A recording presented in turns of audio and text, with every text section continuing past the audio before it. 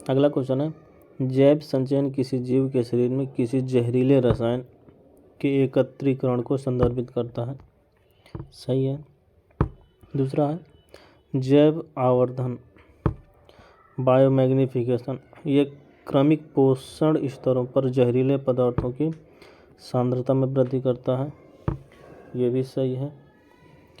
जैव सांद्रण तब होता है जब एक जीव केवल जल से जहरीले पदार्थ को अवशोषित कर लेता है। ये भी सही है।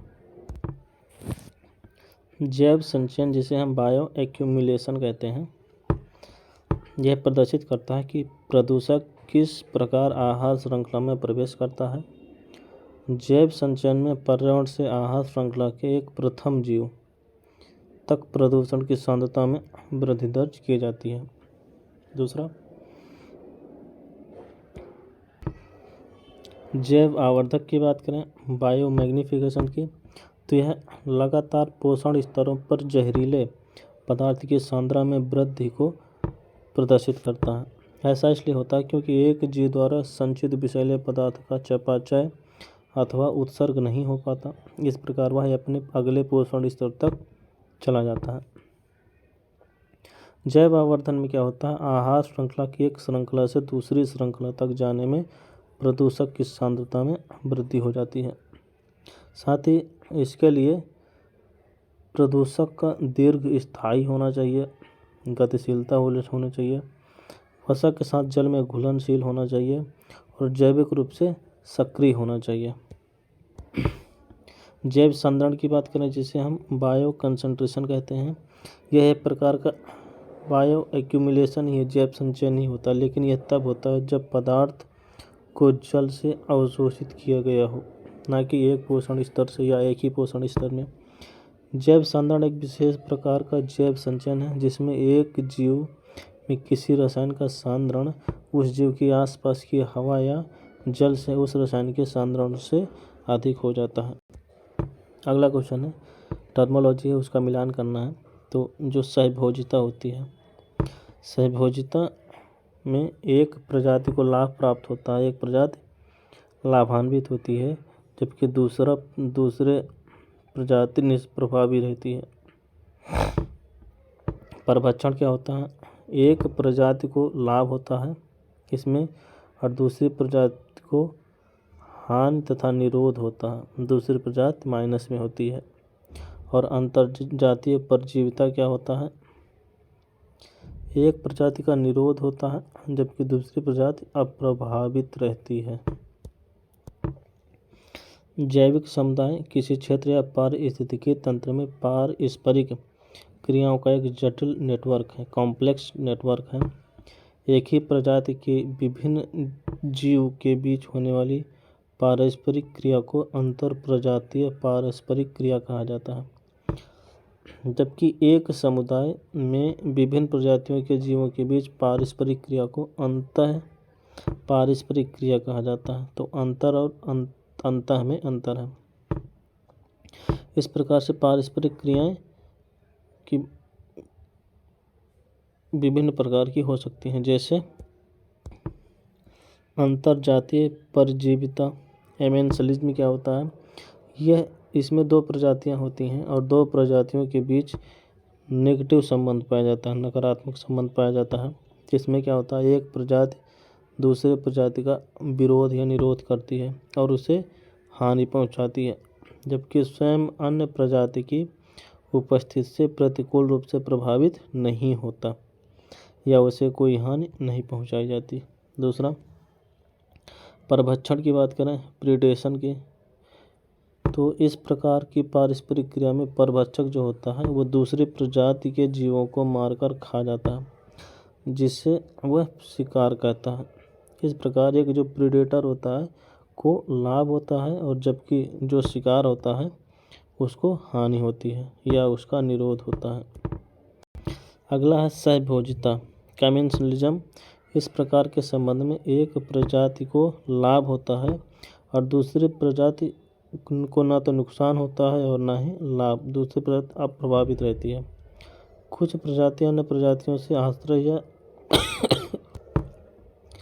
परिवहन का लाभ प्राप्त करती हैं। अगला क्वेश्चन है पारिस्थितिकी अनुक्रमण से। कह रहा है कि शुष्कतारंभी अनुक्रमण थल पर घटित होता है जहां आर्द्रता की मात्रा कम होती है। सही है। दूसरा द्वितीय अनुक्रमण यानी प्राथमिक अनुक्रमण की अपेक्षा तेजी से घटित होता है। ये भी सही है। मूल अन्वेषक समुदाय स्थिर जो मूल अन्वेषक कम्युनिटी है स्थिर, परिपक्व, जटिल और दीर्घस्थायी होता है। ये गलत हो जाएगा, आंसर ए सही होगा। जब हम बात जैविक समुदाय या जीवी समुदाय की करते हैं तो इनकी जो प्रकृति होती है, नेचर होती है, वो डायनामिक होती है, माने कि गत्यात्मक होती है और वे समय के साथ साथ परिवर्तित होते रहते हैं। तो वह प्रक्रिया जिससे किसी समय अवधि में यानी टाइम पीरियड के दौरान एक क्षेत्र की पादप और प्राणी प्रजातियां अन्य प्रजातियों से रिप्लेस कर दी जाती हैं, उसे पारिस्थितिकीय अनुक्रमण यानी इकोलॉजिकल सक्सेशन कहा जाता है। दूसरा, जो सक्सेशन स्थल पर होता है जिसमें आर्द्रता की मात्रा कम होती है, इसे हम जिरार्क कहते हैं, यानी शुष्कतारंभी अनुक्रमण कहा जाता है। साथ ही अनुक्रमण दो प्रकार का होता है, शुरुआत से बोलते चले आ रहे हैं। एक प्राथमिक अनुक्रमण होता है जिसे हम प्राइमरी सक्सेशन कहते हैं और दूसरा सेकेंडरी सक्सेशन होता है। प्राइमरी सक्सेशन में क्या होता है, यह किसी खोखले अथवा अनावृत क्षेत्र पर होता है, जैसे कि उभरते ज्वालामुखी द्वीप हो गए, नवनिर्मित डेल्टा तथा बालू के टीले हो गए जहाँ लावा उद्गार होता है, या हिमनदीय हिमोड़ होता है, यानी जहाँ पहले कोई समुदाय उपस्थित नहीं होता वहाँ प्राथमिक अनुक्रमण यानी प्राइमरी सक्सेशन होता है। तो ये सबसे इम्पोर्टेंट है, समुदाय उपस्थित ना होना। दूसरा चीज़ है प्राथमिक अनुक्रमण को देखना द्वितीय अनुक्रमण की तुलना में अधिक कठिन है, क्योंकि पृथ्वी पर ऐसे बहुत कम स्थान है जहाँ पहले से जीवों का समुदाय मौजूद नहीं है। सक्सेशन के अंतिम चरण को चरम समुदाय यानी क्लाइमेक्स कम्युनिटी कहते हैं। इसमें क्या होता है, समुदाय स्थिर होता है, स्टेबल होता है, परिपक्व मैच्योर होता है, जटिल कॉम्प्लेक्स होता है और दीर्घ स्थायी होता है। द्वितीय अनुक्रमण की बात की जाए तो प्राथमिक सक्सेशन की अपेक्षा तेजी से होता है, क्योंकि इसमें मृदा में जरूरी पोषक तत्व तथा जीवों की सुषुप्त अवस्थाओं समेत बीज आदि मौजूद होता है। अगला क्वेश्चन कह रहा है कि कौन सा ऐसा पिरामिड है जो उल्टा नहीं हो सकता। तो कल हमने बात किया था कि मात्र ऊर्जा पिरामिड ऐसा पिरामिड है जो उल्टा नहीं हो सकता, हमेशा सीधा रहेगा। बाकी संख्या पिरामिड और जैव भाव पिरामिड ये उल्टा भी हो सकते हैं और सीधा भी हो सकता है। पिरामिड की बात करें तो पिरामिड आकृति जो है आकृति के रूप में प्रदर्शित विभिन्न पोषण स्तरों पर उपलब्ध जैव भार, जिसे हम बायोमास कहते हैं, को जीव मात्रा जैव भार का पिरामिड कहा जाता है और यह खड़ी अवस्था के साथ साथ उल्टा भी हो सकता है। तो जो बायोमास होता है, बायोमास हमारा सीधा भी हो जाएगा या उल्टा भी हो सकता है, या तो सीधा होगा या तो उल्टा होगा। दूसरी बात क्या है कि इसमें प्रदर्शित विभिन्न पोषण स्तरों पर उपलब्ध इकाई जीवों की संख्या को संख्या का पिरामिड कहते हैं और यह खड़ी अवस्था के साथ साथ उल्टा भी हो सकता है। दूसरा, विभिन्न पोषण स्तरों पर उपलब्ध ऊर्जा की मात्रा क्या कहते हैं, ऊर्जा का पिरामिड कहते हैं, इसे ऊर्जा का पिरामिड कहते हैं और यह पिरामिड कभी भी उल्टा नहीं हो सकता, हमेशा सीधा होगा। इसलिए क्योंकि जब ऊर्जा किसी विशेष पोषण स्तर से आगे पोषण स्तर में पहुंचती है तो हर स्तर पर ऊष्मा के रूप में ऊर्जा का ह्रास होता है और पिछले पोषण स्तर की ऊर्जा का लगभग 10% ही अगले पोषण स्तर तक पहुंच पाता है और 90% पोषण ऊर्जा जो है ह्रास हो जाती है। खड़े पिरामिड की बात करें, इसमें ऊर्जा संख्या या जीव मात्रा उपभोक्ता स्तर की तुलना में उत्पादक स्तर से अधिक होती है। जो उत्पादक स्तर है जो है उससे अधिक किसके होती है? ऊर्जा संख्या या जीव मात्रा उपभोक्ता स्तर अधिक होती है।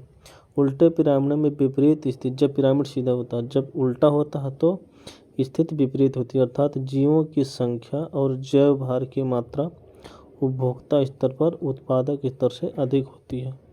अगर सिंपल शब्दों में कहा जाए तो ये हमारा सीधा पिरामिड है। जो बेस होता है, आधार स्तर होता है, ये उत्पादक कहलाता है।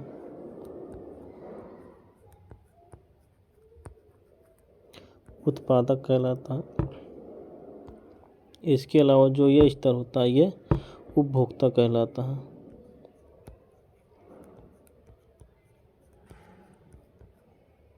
उपभोक्ता कहलाता है।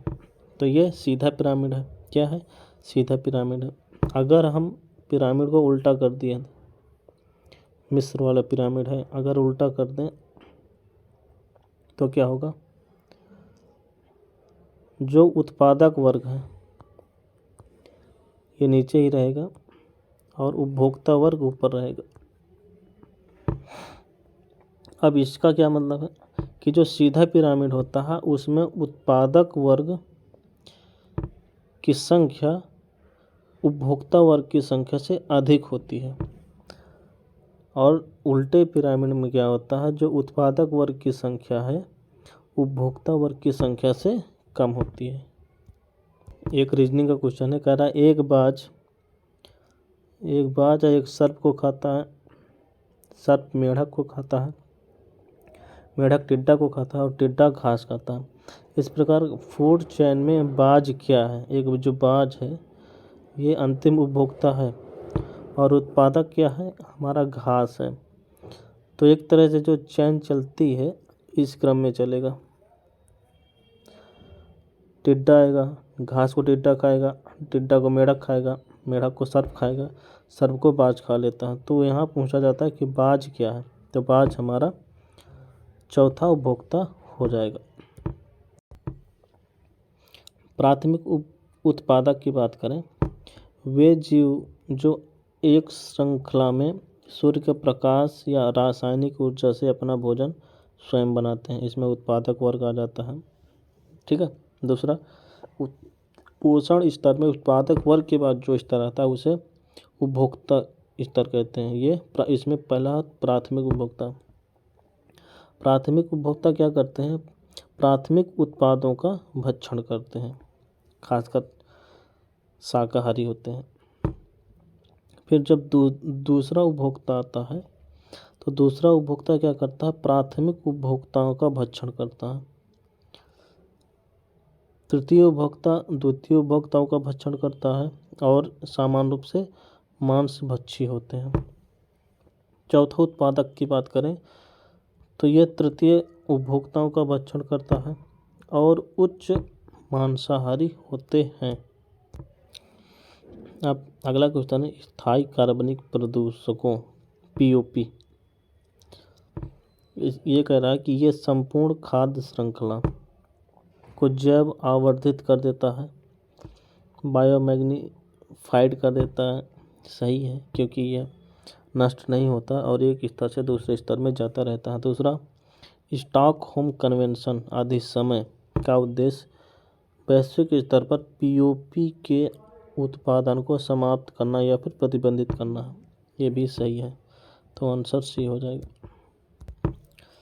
स्थायी जैव प्रदूषक की बात करें जिसे हम POP कहते हैं, तो इसकी कुछ विशेषताएं हैं। जैसे ये एक तरह से रसायन होते हैं। ये मनुष्यों और वन्य जीवों के लिए अत्यधिक हानिकारक होते हैं, हार्मफुल होते हैं। दूसरा, कम खतरनाक रूप में निम्नीकृत होते हैं और उससे पहले कई वर्षों तक पर्यावरण में बने रह सकते हैं। इनका निम्नीकरण बहुत ही स्लो मोशन में होता है। अगली भी जिसकी विशेषता है कि ये फूड चेन में यानी खाद्य श्रृंखला में जैव आवर्धन होता है और जीवों में जैव संचयन करता है। इस प्रकार फूड चेन के शीर्ष जीवों में पीओपी की उच्चतम सांद्रता पाई जाती है। जो अंतिम उपभोक्ता होगा उसमें इसकी सांद्रता अधिक होगी। जैसे मानव शरीर में पीओपी अधिक मात्रा में मौजूद हो सकता है। इसकी अगली विशेषता क्या है कि यह हवा और जल के माध्यम से सुदूर स्थानों तक पहुंच जाते हैं और दुनिया भर में पाए जाते हैं। पीओपी को प्रतिबंधित करने के लिए स्टॉकहोम में एक कन्वेंशन अपनाया गया था, जिसे स्टॉकहोम कन्वेंशन कहते हैं, और यह 2001 में अपनाया गया था। इसका उद्देश्य क्या था कि जो औद्योगिक रसायनों और कीटनाशकों में पाए जाने वाले सभी प्रकार के पीओपी हैं, इनके उत्पादन और उपभोग को खत्म करना या फिर उन्हें प्रतिबंधित कर देना। तो भारत ने कब अपनाया? 1 साल बाद भारत ने इस पर हस्ताक्षर किए और जनवरी 2006 से इसकी पुष्टि कर दी, रेटिफाई कर दिया। अब हमारे यहाँ भी पीओपी बैन है, लेकिन इलीगली खूब चल रहा है। अगला क्वेश्चन कह रहा है कि पारितंत्र में खाद्य श्रृंखला, यानी जो इसे हम फूड चेन कहते हैं, के संदर्भ में जलीय पारितंत्र में ऊर्जा के प्रवाह का मुख्य मार्ग चराई खाद्य श्रृंखला यानी गेजिंग फूड चेन है। सही है। दूसरा, स्थलीय पारितंत्र में चराई खाद्य श्रृंखला की तुलना में अपरद यानी डेट्रिटस खाद्य श्रृंखला से ऊर्जा का एक अधिक बड़ा हिस्सा प्रवाहित होता है। ये भी सही है, आंसर सी हो जाएगा। अब अपरद के बारे में जानते। तो अपरद खाद्य श्रृंखला की शुरुआत कहाँ से होती है? मृत जैविक पदार्थ से होती है, और यह बायोडिकम्पोजर यानी जैव जो अपघटक होता है यहाँ से शुरू होता है। जो विषमपोषी जीव होते हैं इनमें क्या क्या शामिल होता है? कवक है और बैक्टीरिया शामिल हो सकते हैं, कीट भी शामिल हो सकता है डिफरेंट प्रकार के। ये क्या करते हैं? ये अपनी ऊर्जा और पोषक तत्वों की ज़रूरतें जो है मृत जैविक पदार्थ या अपरद से पूरी कर लेते हैं, इसलिए इन्हें मृतजीवी भी कहा जाता है। जैव अपघटक ऐसे एंजाइम स्रावित करते हैं जो मृत और अपशिष्ट पदार्थ का विखंडन कर देते हैं। जो कॉम्प्लेक्स ऑर्गेनिक होते हैं उसे सिंपल ऑर्गेनिक में कन्वर्ट कर देते हैं और उन्हें ऐसे सरल अजैविक पदार्थ बना देते हैं जिन्हें उनके द्वारा अवशोषित कर लिया जाए।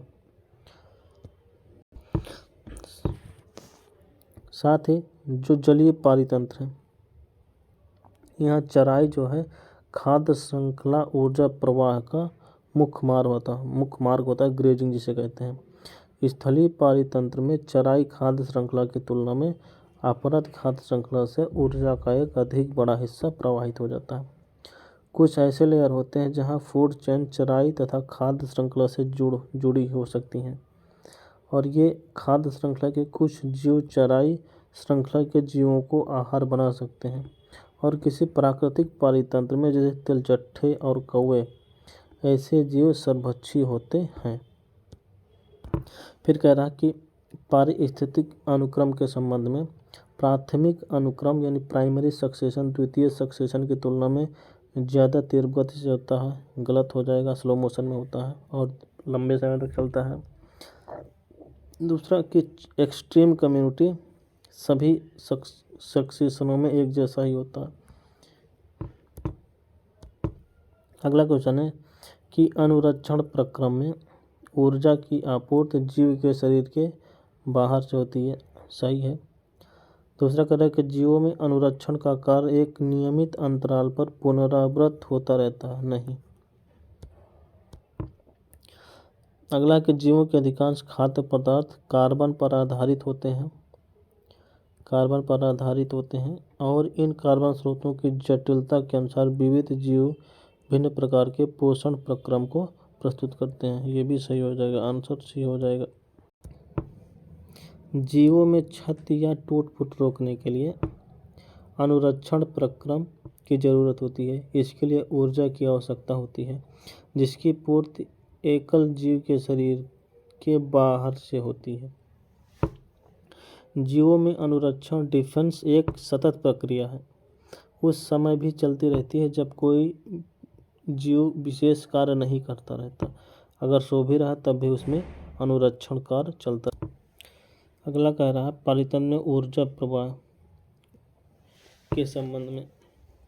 पहला कि जीवों को प्रकाश संश्लेषणात्मक सक्रिय विकिरण पार प्राप्त होता है, सही है। दूसरा, अनुकूल परिस्थितियों के अंतर्गत प्रकाश संश्लेषण प्रक्रिया द्वारा आपतित सौर विकिरण की मात्र 1 से 5% ऊर्जा ही प्रयुक्त होती है, बाकी रिप्लेस कर दी जाती है, ये भी सही है। अगला कह रहा है कि श्वसन प्रक्रिया के कारण कुल आपतित विकिरण का मात्र 0.8 से 4% भाग ही उपयोग में आ पाता है, ये भी सही है, सभी सही है। आंसर सी हो जाएगा। बात करें तो जीवों में सौर ऊर्जा का एक प्रमुख स्रोत सोर्स है। जीवों को मात्र 50% पार प्राप्त हो पाता है। अनुकूल स्थिति में प्रकाश संश्लेषण प्रक्रिया द्वारा आपतित सौर विकिरण, जिसे हम पार कहते हैं, क्या 1 से 5% या 2 से 10% ऊर्जा ही वास्तविक ऊर्जा के रूप में प्राप्त हो पाती है। बाकी जो शेष ऊर्जा होती है उसका क्षय हो जाता है तथा श्वसन के कारण मात्र 0.8 से 4% ऊर्जा का ही वास्तविक उपभोग हो पाता है। अगला एक कथन है, इसको पढ़ना है और आंसर देना है।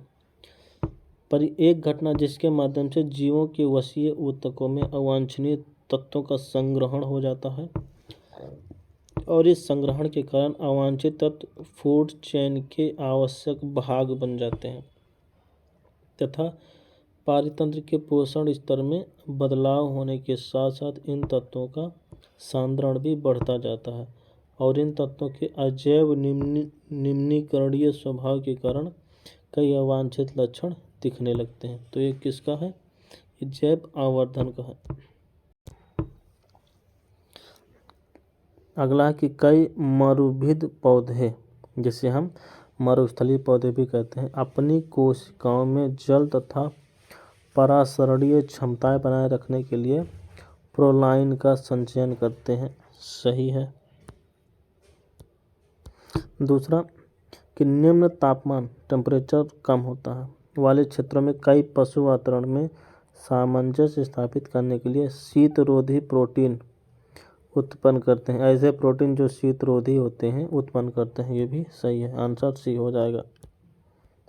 तो मरुभिद पौधे जल और परासरण क्षमता बनाए रखने के लिए अपनी कोशिकाओं में प्रोलाइन, यह क्या होता है? एक प्रकार का एमिनो एसिड होता है, का संचयन करते हैं और निम्न तापमान वाले क्षेत्रों में कई पशुओं के द्वारा शीतरोधी प्रोटीन जैसे चैपरोनिन उत्पन्न किया जाता है। अगला क्वेश्चन है कि ऊर्जा पिरामिड के संबंध में कौन सा कथन सही है? यह हमेशा ऊर्ध्वाधर होता है, मतलब कि हमेशा सीधा होता है, ये हमेशा सीधा होगा। दूसरा, स्वपोषी सबसे निचले स्तर पर होते हैं। स्वपोषी क्या होते हैं? सबसे निचले स्तर पर होते हैं, तो ये स्वपोषी होते हैं जो प्रकाश संश्लेषण से अपना भोजन बनाते हैं। अगला क्वेश्चन है खाद्य श्रृंखला के बारे में, कौन सा कथन सही देखना है। कह रहा है इसमें उत्पादक जो आधार स्थल होता है, उपभोक्ता और अपघटक 3 कंपोनेंट पाए जाते हैं। इसके 3 भाग होते हैं खाद्य श्रृंखला के। एक उत्पादक वर्ग होता है, दूसरा उपभोक्ता होता है और तीसरा अपघटक। एक बनाता है, उत्पादक वर्ग बनाता है, उपभोक्ता वर्ग खाता है और अपघटक वर्ग अपघटित कर देता है। तो सही है, सही है। दूसरा, इसमें ऊर्जा का प्रवाह बहुउद्देशीय होता है, मल्टी डायरेक्शनल होता है, ये गलत है। ये यूनिडायरेक्शनल होता है, ये गलत हो जाएगा। दूसरा कह रहा है किसी खाद्य श्रृंखला में यानी फूड चेन की शुरुआती हमेशा हरे पौधे से होती है, ये भी सही है, क्योंकि बेस में कौन होता है? उत्पादक वर्ग होता है जो फोटोसिंथेसिस की क्रिया करके भोजन का निर्माण करता है। अगला क्वेश्चन है पारिस्थितिकीय पिरामिड पिरामिड बहुत ही महत्वपूर्ण है। पिरामिड से क्वेश्चन बहुत सारे उठते हैं। पहला करा कि घास स्थल पारिस्थितिकीय तंत्र, ऐसा पारिस्थितिकीय तंत्र जहाँ घास है। यहाँ कह रहा है जो संख्या पिरामिड है, नंबर पिरामिड, वन पारिस्थितिकीय तंत्र से भिन्न होता है। हाँ, भिन्न होगा, क्योंकि यहाँ वन है, यहाँ घास है, दोनों की पिरामिड भिन्न होंगे और पोषण स्तर भी भिन्न होगा। दूसरा, घास स्थल और वन पारिस्थितिक तंत्र में जीवधारियों का जीवभार बायोमास उत्तरोत्तर यानी लगातार ऊपर की ओर स्तर पर ह्रासमान कम होता जाता है, जो जैव जीवभार होता है। सही है, ये भी सही हो जाएगा। फिर कह रहा है किसी परजीवी खाद्य श्रृंखला में संख्या का पिरामिड, नंबर जो पिरामिड होता है हमेशा सीधा होता, अपराइट होता है। ये गलत हो जाएगा। अपराइट होता है लेकिन हमेशा नहीं होता, कभी सीधा हो सकता है और कभी उल्टा हो सकता है। जैसे देखा जाए कि जंगल में संपूर्ण जंगल का पिरामिड अलग होगा, लेकिन अगर एक उसी जंगल के एक पेड़ का पिरामिड देखा जाए तो वो अलग होगा। इसलिए आंसर ये सही हो जाएगा। अगला क्वेश्चन कह रहा है कि सर्वहारी ऐसा वर्ग जो सब कुछ खाता है अंतर्गत मुख्य रूप से मनुष्य को वर्गीकृत किया जाता है। भैया मनुष्य है जो सब कुछ खा लेता है। ये अपना भोजन जीवों या जंतु दोनों से प्राप्त करते हैं और इनमें सर्वोच्च पोषण स्तर के अंतर्गत रखा जाता है। सही है। सिद्धांत रूप से जैव आवर्धन का सर्वाधिक दुष्प्रभाव सर्वहारियों पर ही पड़ता है। ये भी सही है आंसर। इकोसिस्टम के संबंध की बात कर रहा है। पहला कह रहा है कि जो प्राइमरी उपभोक्ता है, कंज्यूमर है, वो प्रोड्यूसर पर न्यूनतम रूप से आश्रित होता है। न्यूनतम नहीं, कंप्लीटली आश्रित होता है, तो ये गलत हो जाएगा। दूसरा कह रहा प्राथमिक उपभोक्ता उत्पादकों से संख्या में अधिक होता है। उत्पादकों से संख्या में अधिक होता है, तो जो ये उपभोक्ता है ना, उपभोक्ता अधिक नहीं होगा, कम ही होगा। उत्पादकों से कम होगा, ना कि अधिक होगा। उत्पादक वर्ग अधिक होगा, ये भी गलत हो जाएगा। फिर कह रहा है कि उत्पादक प्राथमिक उपभोक्ता से अधिक होता है। जो उत्पादक स्तर होता है वो प्राथमिक उपभोक्ता से अधिक होता है, ये सही हो जाएगा। अगला है कि द्वितीय उपभोक्ता अधिकतम होने के साथ साथ बहुत ही शक्तिशाली होता है, ये गलत है। प्राथमिक उपभोक्ता अधिक होगा जबकि द्वितीय उपभोक्ता कम होगा। अगला, जैविक अन्योन्य क्रिया कि किस प्रकार में एक जाति को लाभ होता है, प्रॉफिट होता है, और दूसरी जाति को हानि होती है, तो यह परजीविता में होता है। परजीविता ऐसी स्थिति है जिसमें परजीवी अपने आश्रयदाता से पोषण प्राप्त करता है और उसे नुकसान तो पहुंचाता है पर सामान्य रूप से उसे मारता नहीं है। जैसे आमरबेल हो गया, जूं हो गया इत्यादि। अगला क्वेश्चन है पारिस्थितिकीय पिरामिड के विषय में। कह रहा कि ऊर्जा का पिरामिड हमेशा सीधा होता है, सही है। फिर कह रहा है समुद्र में बायोमास का पिरामिड सामान्य रूप से उल्टा होता है, ये भी सही है। पारिस्थितिकीय पिरामिड की सीमा यह है कि यह दो या दो से अधिक पोषक स्तर से संबंधित एक ही प्रजाति को ध्यान में नहीं रखता, ये भी सही है। आंसर ये सही हो जाएगा।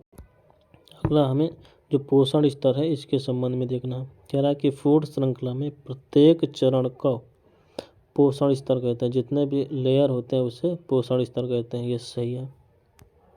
फिर कह रहा है कि मांसाहारी हमेशा ऑलवेज पोषण स्तर 1 या 2 पे आता है। नहीं, 1 पे तो मांसाहारी नहीं आता, शाकाहारी आते हैं, तो ये भी गलत हो जाएगा। अगला कह रहा है कि शाकाहारी हमेशा पोषण स्तर 3 या उससे ऊपर आता है, ये भी गलत हो जाएगा क्योंकि ये पोषण स्तर 1 पर आता है। और अगला कह रहा है कि पोषण स्तर के माध्यम से ऊर्जा निम्न स्तर से उच्च स्तर की ओर और इसके विपरीत क्रम में प्रवाहित होती है, ये भी गलत हो जाएगा क्योंकि ऊर्जा हमेशा एक ही स्तर पे होती है और रिवर्सिबल नहीं होती, तो आंसर ए सही हो जाएगा। तो आज से ये चैप्टर हो गया एंड।